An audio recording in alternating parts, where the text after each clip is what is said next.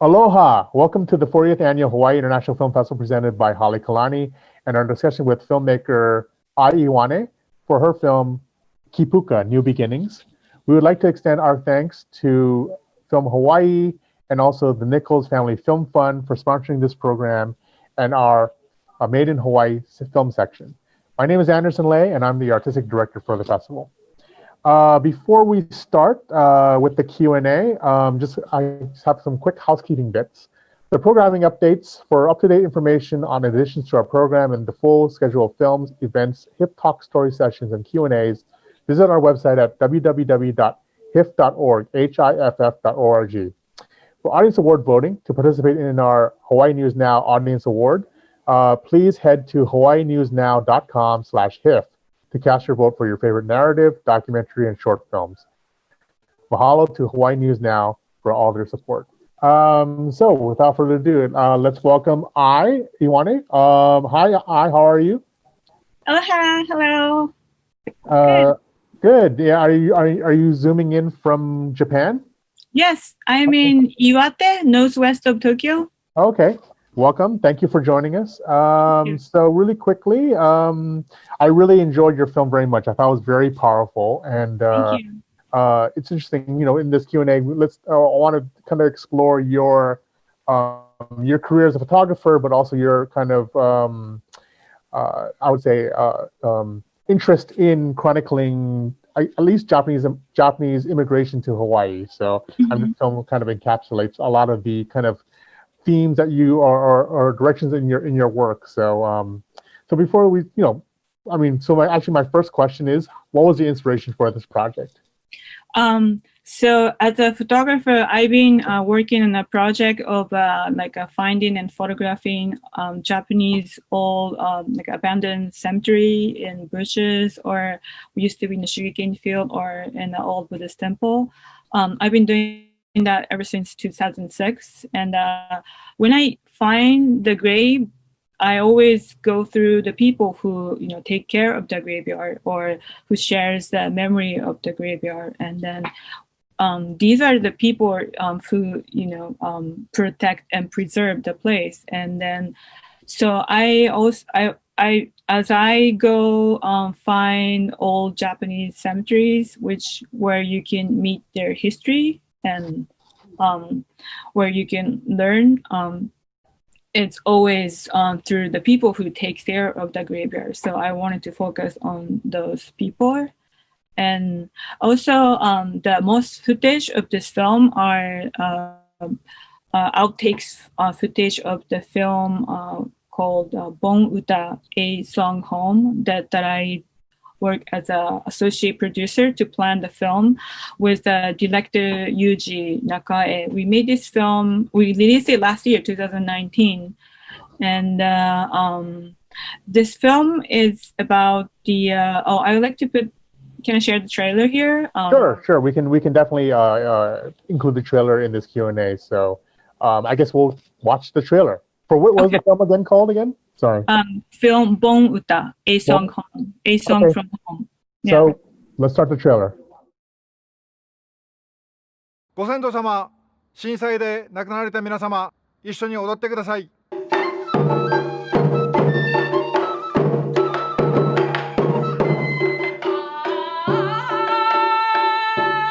震災から4年経っても避難先で生活を送る双葉の人々。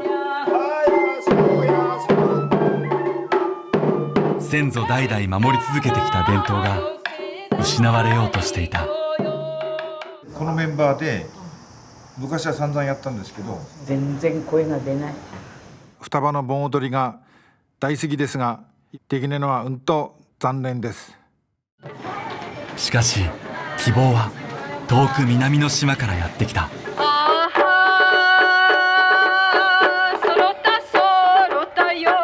Bon dance was only Fukushima Ondo. I often heard that it was for many hours.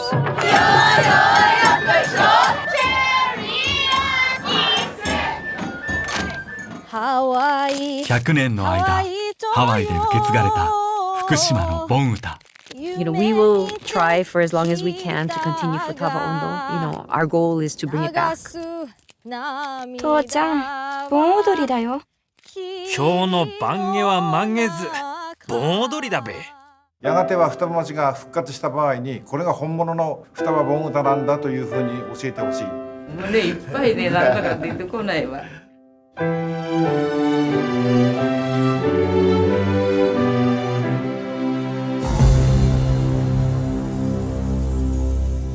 福島、ハワイ、そして富山へと映画が旅をする。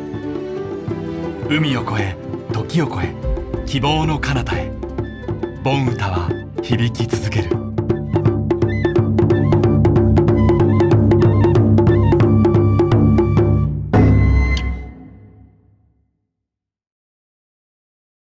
So this film was about, the Bon song that went to Hawaii from Fukushima, and we filmed for 3 years, and we had over 400 hours of footage. There was so many beautiful shots that we didn't use, and so when we finished the film in 2018 March, the director Yuji said I could make a short film with all those outtakes footage that we didn't use, because I worked so hard to get the Kawi Kanaka chant for the film, but it wasn't be part of the film. And the Bonguta already is over 2 hours film, so so we decided to make something like a short film out of the footage that we didn't use for the Bonguta.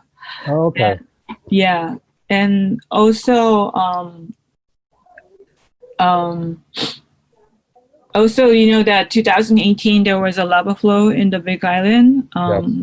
That was the biggest lava I ever saw since I started going to Hawaii. Mm-hmm. And I just wanted to be there in that time. So I flew in June in 2018, and I shot many footages of the lava, and also I did additional interviews myself. Yeah, right. And so those are the 3 elements to make this film. How was shooting that incredible lava flows and stuff like that? Were you? There must have been a lot of adrenaline, capturing of that. Can you just maybe explain really quickly how that experience was? Well, that was nothing like I've ever seen in my life. All the source of energy and life, it's just coming and splashing in front of you, and it's a very, very powerful visual. So it was just you just bend your knees. Yeah absolutely. Yeah. Can you, is that because of the previous film, is that why you you're working photography and interest in the immigration history of Japan and to Hawaii. Mm-hmm. Is that why you set up shop in Fukushima, or is it because of the previous project you worked on? So it's not that the shop. I have a studio to work in. Studio. Yeah. So I started to go in Fukushima because of the Bon dance in Hawaii. Yeah. Are you familiar with the Bon dance? Do you dance? Do you go to Bon dance in the summer? I've been to Bon dances. Yes. Uh-huh. It's very, especially growing up in Hawaii. It's very common to go to those Matsuri festivals, right? So the summer festivals. So Fukushima Ondo is the live music in the Bon dance in all the islands, and then the song came from Fukushima, and the origin of the song is where it's affected by a tsunami and the nuclear plant accident after the 2011 disaster. 311. Yeah. Yes. Yeah. So those people who were singing that song, that the origin of the Fukushima Ondo in Hawaii is where area became the radiation zone, and those people are having hard time to keep their traditions. And this is what Bonguta is about also. But so I started going to Fukushima after I started to going to Hawaii and to look for the origin of the song. And I also photographed the in the radiation zone of Fukushima with the same camera in the film, that 360. The camera is called a Kodak Circuit, which was used in a photo studio in Hawaii in 1930. So I photographed with that camera in Fukushima also with the 360 degree of those people who became, there's the town with no one. Wow, that's incredible. Yeah. Oh, wow. Is that 360 from Fukushima? Is it in the previous documentary as well, or? Well, I made a project and book called Kipuka also. Yes, that's right. Yeah. And that was a connection of Hawaii and Fukushima. So most of the objects are in the book. Right. Okay, got it. So I totally forgot about that book as well. So, and there is definitely a connection between the book and also your Kipuka film, right? So yes. And is it readily available online if people want to purchase it? The book? Yeah. Yeah. And Amazon? Yes. There's Amazon and Okay, great. They can just search for Kipuka. Kipuka, right? Yeah. Okay, very cool. Thank you. So I mean, as a photographer, you heard the expression of, a photo or image is a picture, or a picture is worth than 1,000 words, right? So like it's worth more than 1,000 words. And when you first saw the site of these abandoned graveyards, what was your first impression, your feeling? Well, when I first found the graveyard in bushes, like I mentioned in the film, I just felt like I met someone without their faces, because there is this stone, but hard to read. So you could hardly guess the name and where they're from, but you don't know how they look like. But as you find this, meeting the stone in the bushes was like a meeting someone without the face. And then I felt like I want to look for and meet more person like that. And that's how I started to look for those graveyards. Right. I think in reference, especially there's the one shot you have made of that you captured of the on the Big Island, on the Hawaii Island of the older woman. I mean that one grave site, the tombstone, surrounded by the lava flow. The hardened lava flow. That is just amazing. And the older woman who's taking care of the Can you just explain about that is a striking image? Can you just talk about when you first saw that? That was I don't know what to say, but when I went there, it was a year after the lava there. So there was lava covering the grave, but there's also already new life, like a cedar, right next to it. And it really tells you what Kipuka is. Absolutely. I mean, they're almost like an oasis or an island of surrounded by black rock, right? So, but there's new life already right next to the stone, which half covered by lava. Right. Do you feel the sense of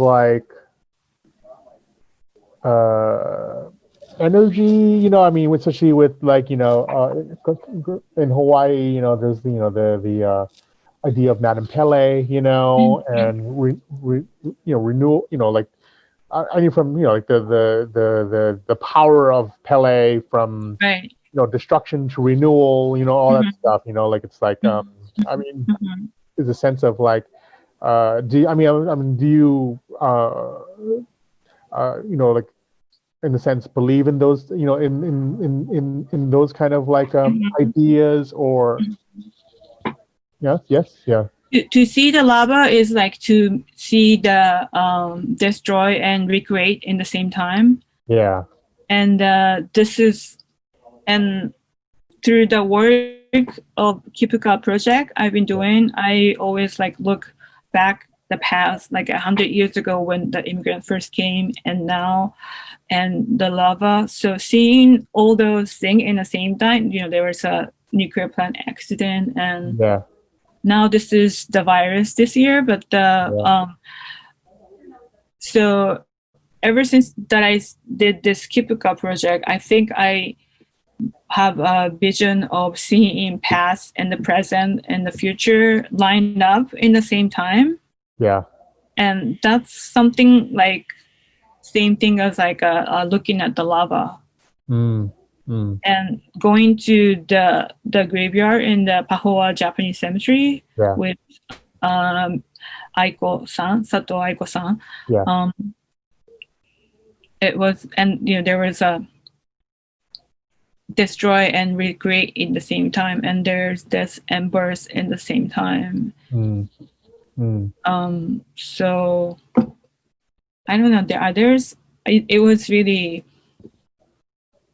emotional and intense moment. I can imagine. Yeah.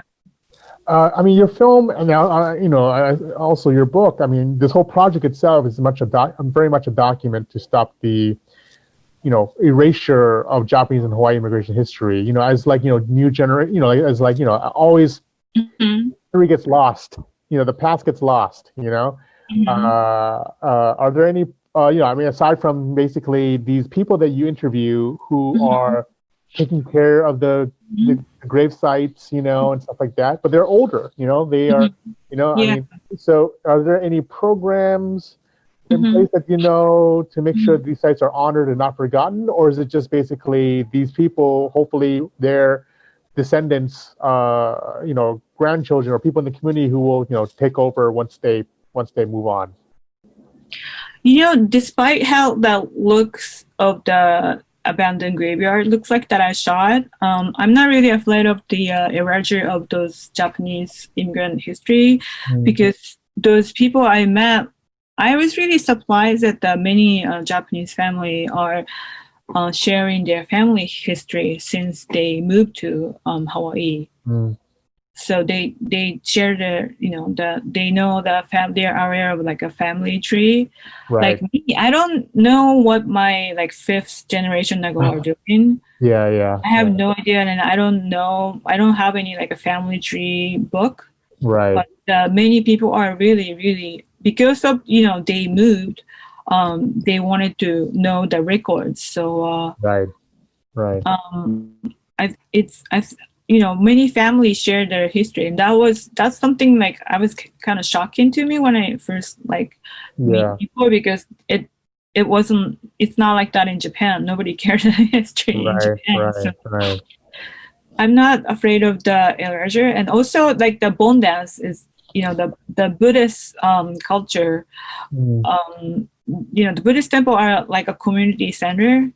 It's like works as a community hub to those Japanese people, and then that was like a big event, like a Bon dance, and New Year people get together. So if there's any program, I would say the Bon dance and those Buddhist temple are the biggest program to keep those history. Yeah. I mean, unfortunately, because of the pandemic this year, all Bon dances were canceled, right? So this is my first Bon dance. I mean, summer without no Bon dance. Yeah, exactly. Yeah, first time in 12 years that I spent Tokyo in summertime, because I was always in Hawaii for the Bon dance. I see. Yes. Yeah. I mean, you know, anything more so, I think in you know, Hawaii Island, you know, I see that, you know, but what about the gravesite in Maui, you know, from the, you know, with the all the vegetation, you know, it's like, I'm, you know, just like, because of, they're kind of left there because of, you know, the closure of the plantation, right? So industry. Yeah. I mean, I'm worried about those situations where, you know, the community, you know, there's not a sense of community anymore because the industry is shut down. So, is there any updates on that particular gravesite? in Maui. You know, That one is I'm really afraid of that because that Rodney he Yeah. retired because of retired, the they wanted to keep they wanted him to he's the only one who knows all the irrigation of the field, so so they wanted him to keep working, but he thought he's done, so he's retiring. So after that, I'm afraid who's going to take care of the map, and I haven't been able to been to Hawaii since last year. So right. yeah. Well, at least hopefully, you know, when you return, you can check in on the, you know, or get updates on that, you know. So that's what I'm worried about. So. There's this film, so Exactly. So I mean, exactly. So I mean, more people will see this film, especially people in Hawaii, because it's part of the film festival, and you know, I think they will be interested and intrigued and want to find out what happened. What's the update on, you know, those particular? Please talk to your grandparents for the old graveyards. Exactly. And please let me know. Yeah. So how many times do you go back to Hawaii? How many times do you go back to Hawaii from Japan? Well, I usually go like twice a year for sure. And sometime more. So, but my last trip was a year ago because I'm not able to be here since then. So right. Oh. Yeah. So I mean, according to your biography, you know, you actually moved to, I guess, Central California, right, for high school. And also what was interesting is also according to your bio, you wrote that you lived off the grid. That sounds very bohemian. Yes.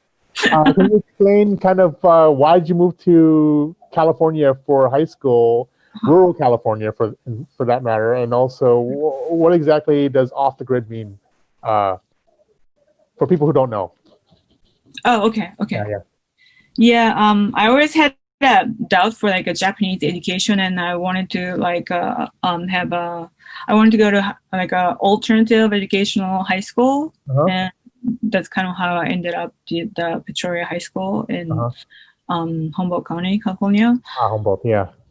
And so that the Peoria was back then there was only like 200 people living there.